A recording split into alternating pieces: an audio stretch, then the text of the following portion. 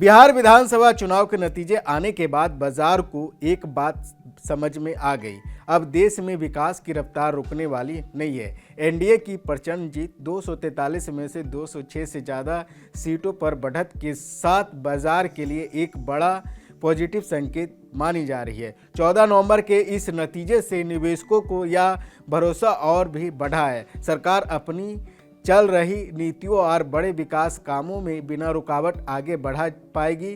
पिछले एक साल में जिन सेक्टर ने भारत की ग्रोथ को सबसे ज़्यादा सपोर्ट दिया है, इंफ्रास्ट्रक्चर, मैन्युफैक्चरिंग और पीएसयू शेयर, उनमें से अच्छी चाल देखने को उम्मीद बढ़ रही है। वहीं मनी कंट्रोल के अनुसार पेस 360 के अमित गोयल ने कहा है कि बिहार चुनाव का रिजल्ट मार्केट के लिए बहुत पॉजिटिव है। यह दिखाता है कि देश में रणनीतिक स्थिरता बनी हुई है और यही बात मार्केट को सबसे ज़्यादा पसंद आती है। उनके मुताबिक सरकार अब और भी आसानी से लॉन्ग टर्म फैसले ले सकेगी, खासकर वे फैसले जो विकास को तेजी देने वाले होते हैं। एनालिस्ट का यह भी कहना है कि इस जीत से सरकार को लोक लुभावन योजनाओं में बहुत बदलाव करने की जरूरत नहीं पड़ेगी। साथ ही रणनीतिक विनिवेश और चल रहे सुधारों की वजह से मैन्युफैक्चरिंग और पीएसयू शेयरों पर निवेशकों की रुचि बनी रह सकती है। जनरेशनल कैपिटल के सात्विक जैन बताते हैं कि ये नतीजे उस विकास को आगे बढ़ाते हैं जो